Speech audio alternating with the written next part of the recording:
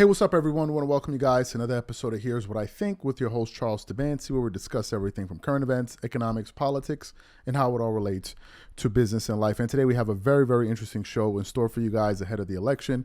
There's less than 2 weeks away. I hope you guys have registered to vote. I certainly have. As a matter of fact, I already voted. There's been a lot of early voting that's taken place all throughout the United States, people sending in their votes from all over the world. I forgot what show I was watching, but I read one comment where someone who's a U.S. citizen living in Tokyo, he's like, I sent in my ballot, I sent in my vote, I've already cast my vote. So if you haven't voted, make sure you vote, or if you're not planning to vote, please do so. That way, at least we know, you know that your voice has been heard. But today, I'm going to talk about something that affects most Americans, which is the U.S. housing market. And I want to talk about an article that I unearthed from CNN Business that was reflecting on the impact that the Fed has had on the U.S. housing market. Now, for those of you who may not be aware, the Fed is essentially there to establish the monetary policy in the United States by basically controlling how money circulates throughout the economy. And the Fed's two primary goals are to make sure that unemployment is in check, as well as inflation. And it does this through various ways by cutting rates and increasing rates and all of that. And whenever it increases or lowers rates, it has an effect on the U.S. housing market. And I actually want to read from a CNN report that I discovered not too long ago. And it has the following headline. It says, here's why mortgage rates are rising after Fed rate cuts. And continues on. U.S. mortgage rates rose again this week, the fourth straight weekly increase. That rise in borrowing costs has undone some of the relief Americans felt this summer when mortgage rates fell in anticipation of a cut from the Federal Reserve as inflation improved.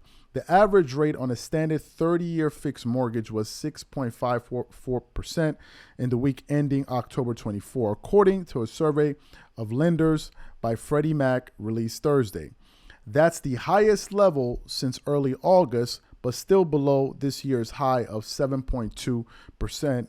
Seen early in May. Expectations of a Fed cut caused mortgage rates to drop to a 2-year low of 6.8% in late September, but it failed to spur home buying activity.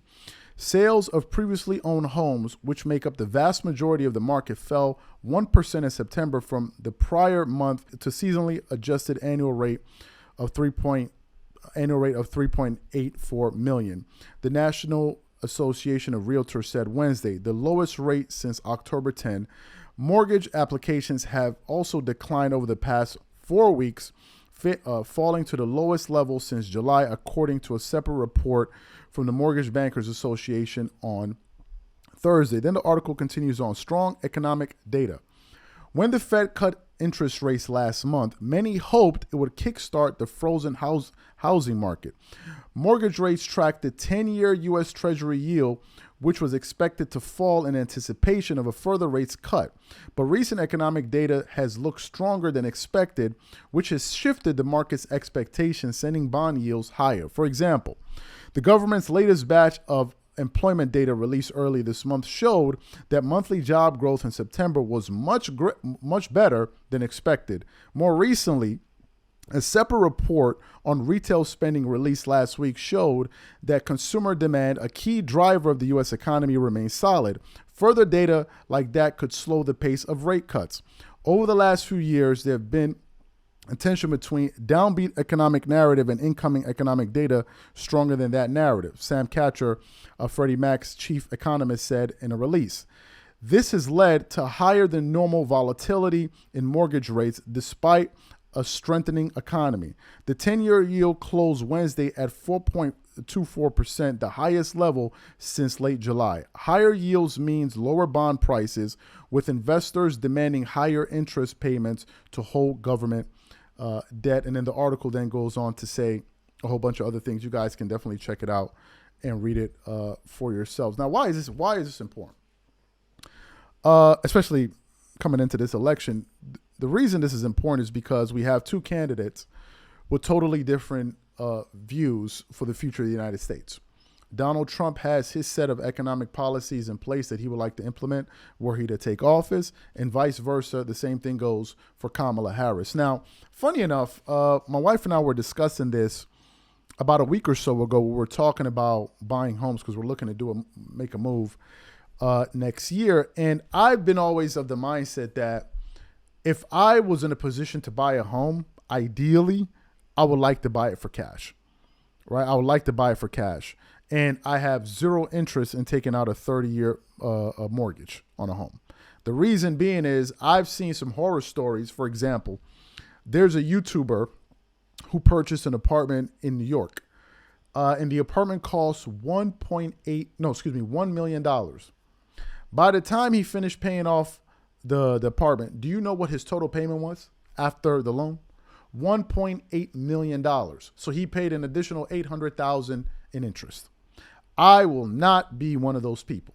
I was also watching something from, what is it? I think it's CNBC or NBC Make It, where a couple bought a home in Texas, and the home had a price of, I believe, $400,000 to $500,000, and their goal was to pay it off in about 5 to 10 years. I actually think that's a good policy, right? So if I was ever to buy a house and I needed to take out a loan after I put down my down payment, my goal would be to pay it off in maximum 10 years. There is no way I'm taking out a 30-year mortgage, but you can understand that a lot of people do.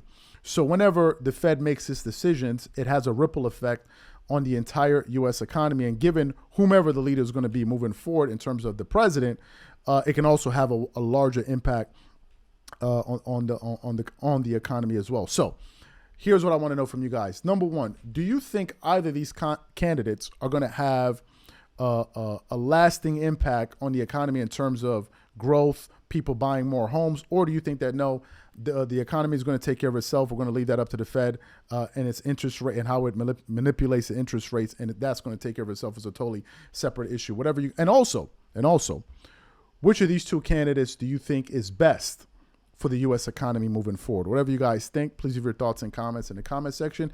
Any feedback you have will be much appreciated so we can continue to improve daily. Thank you guys so much, and we catch you on the next show.